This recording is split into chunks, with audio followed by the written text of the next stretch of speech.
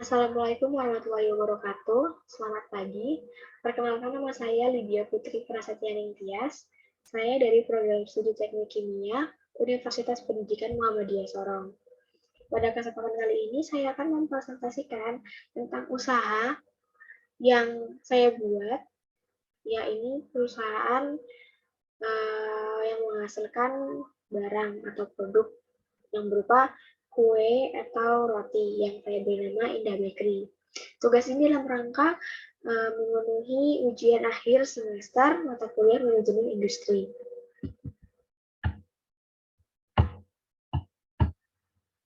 Kemudian visi dari usaha saya, yaitu menyediakan produk roti yang berkualitas tinggi, namun dengan harga yang terjangkau yang bersaing, serta memberikan pelayanan terhadap konsumen yang memuaskan.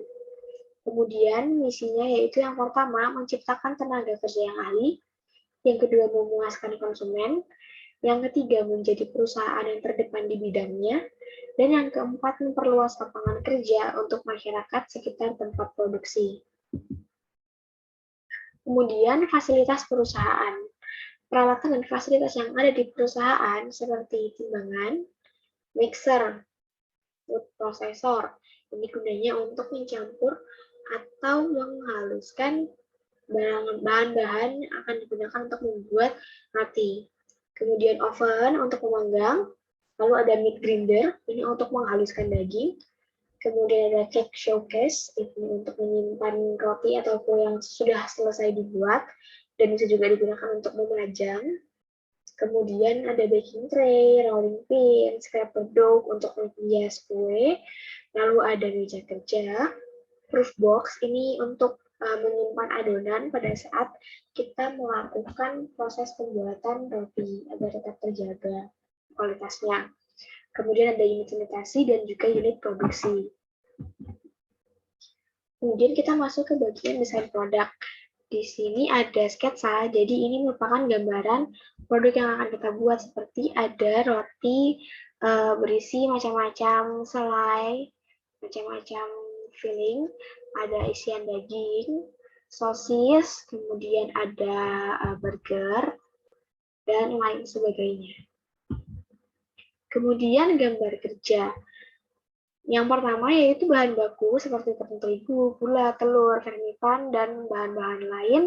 Kita mixing, kita campurkan, kemudian dipanggang, lalu setelah itu diwarnai dan dihias, lalu jadilah produk akhir yaitu kue dan rotinya. Namun ini hanya gambaran secara umum, secara kasar, karena masing-masing kue, masing-masing roti akan ada perlakuan yang berbeda sesuai yang kita inginkan. Kemudian lokasi. Lokasi pabrik Indah Bakery ini bertempat di Perumnas kilometer 10 Kota Sorong. Alasan mengapa penempatan pabrik di sana adalah karena dekat dengan sumber bahan baku yang dibeli dan dikirim di wilayah kota, serta belum adanya pabrik roti di wilayah Perumnas sehingga membuka peluang besar untuk menarik konsumen dan membuka lapangan kerja bagi ibu-ibu rumah tangga di sana. Kemudian manajemen operasi dan produksi. Ada beberapa faktor yang mempengaruhi manajemen produksi, seperti yang pertama sumber daya modal.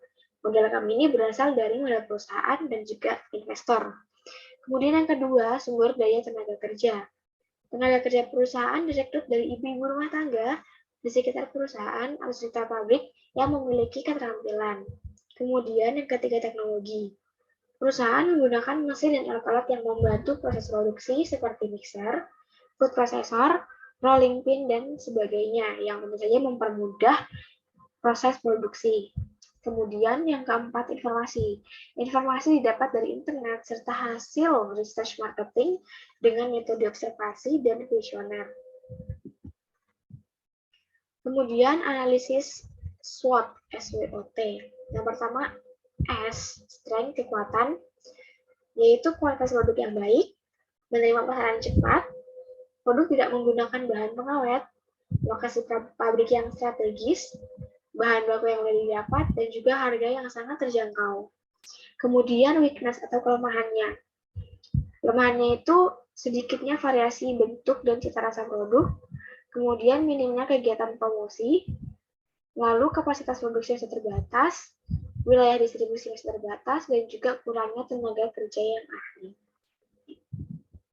Kemudian O-nya, yaitu opportunity atau peluang. Peluangnya yaitu banyaknya masyarakat yang tidak sempat memasak sarapan pagi.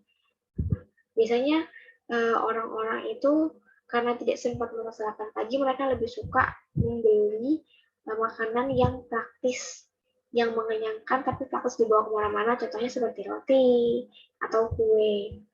Lalu bertambahnya populasi penduduk, kemudian menjalin kerjasama dengan agen distributor.